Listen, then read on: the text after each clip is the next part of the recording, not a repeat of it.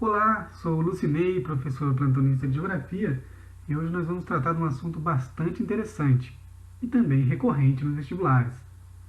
Como ocorre o aplanamento do relevo?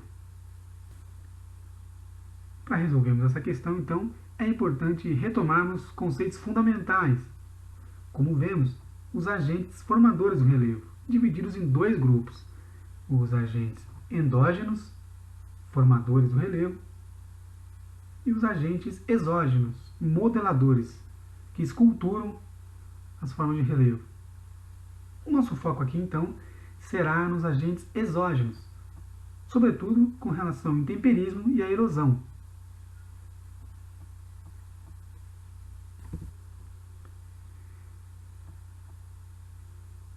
Para tratarmos, então, com maior amplitude como se dá o intemperismo, temos que ele é o conjunto de processos físicos, químicos e biológicos que atuam diretamente no desgaste e alteração das rochas.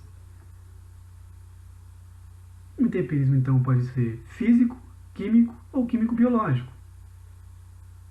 O intemperismo físico atua na desintegração e fragmentação mecânica dos solos e rochas, com influência direta do clima.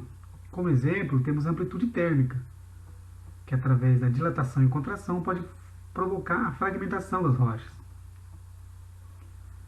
O intemperismo químico, atuando sobretudo em áreas de clima quente e úmido, com ação direta da água. E o intemperismo químico biológico, com a ação dos micro-organismos.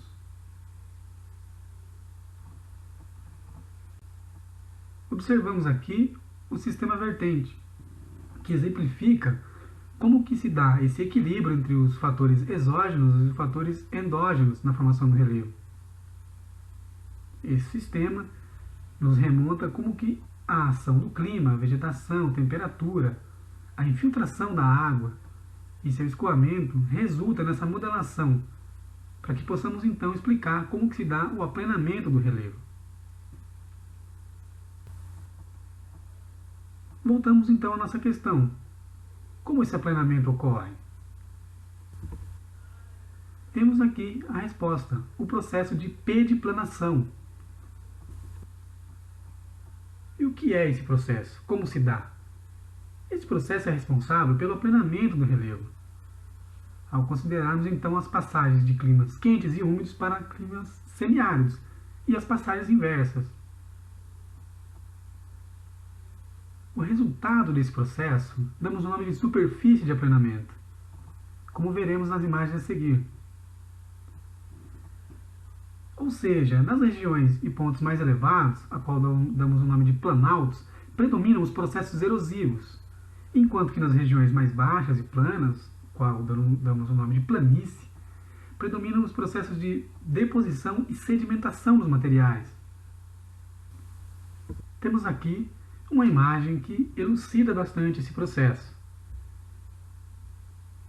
Nos planaltos, como já citamos, predominando os processos erosivos, nas planícies os processos de deposição e sedimentação, resultando na superfície de aplanamento. Mas a principal pergunta: como que os materiais resistem ou são mais facilmente erodidos? Precisamos então citar da resistência diferencial que os materiais e rochas apresentam. As áreas que apresentam maior resistência em relação ao seu entorno e que resistem, por apresentarem estruturas mais sólidas, damos nomes de Inselbergs, ou morros testemunho, ou também pães de açúcar, um exemplo bastante conhecido na cidade do Rio de Janeiro. A linha vermelha que observamos representa a continuidade anterior, pretérita, desse material rochoso, mas que por conta da erosão diferencial, ou seja, da resistência diferente que os materiais apresentavam, somente as feições atuais da paisagem resultaram. Como acabamos de citar, são os Inselbergs. Na foto, observamos um campo de Inselbergs em Quixadá, no Ceará.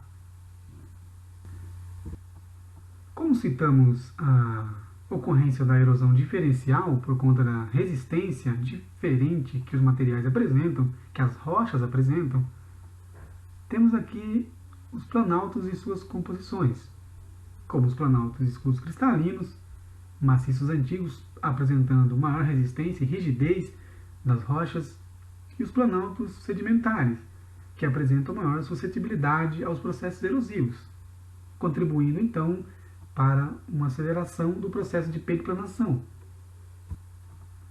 Vamos às fases da periplanação, para entendermos melhor esse processo. Como havíamos citado, em que o processo de periplanação ocorre na transição entre climas quentes e úmidos para climas semiáridos, ou seja, ambientes úmidos para ambientes secos, temos aqui um esquema que elucida bastante essa transição. Partimos então de uma floresta densa com proteção dos solos, para uma rarefação da vegetação, resultando na desproteção das encostas e aceleração da evolução da vertente, como citamos anteriormente. Rapidamente há a remoção do regolito, ou seja, do material solto, sedimentos, rochas fraturadas.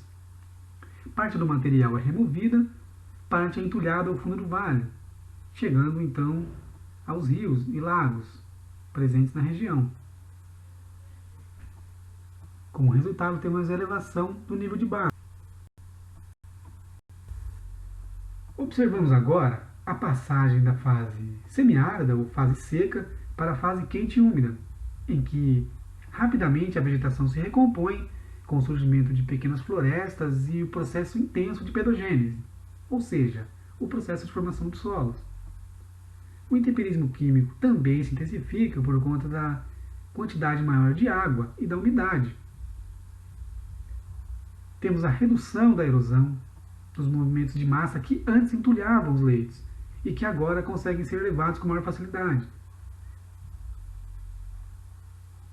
Temos um maior entalhamento do leito do rio, ou seja, uma escavação desse leito, e um resultante rebaixamento do nível de base.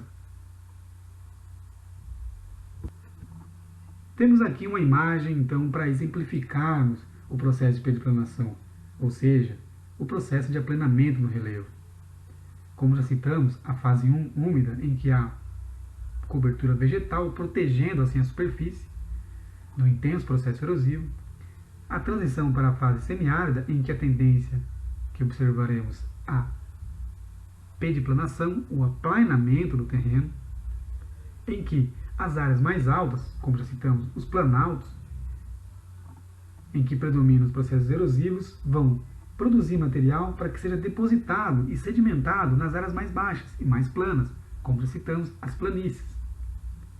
A fase 3, a consolidação da fase semiárida, a tendência mais próxima então ao aplanamento, e a retomada da fase úmida, em que observamos na fase 4, com a retomada da cobertura vegetal e a intensificação do processo de pedogênese, da produção de solos.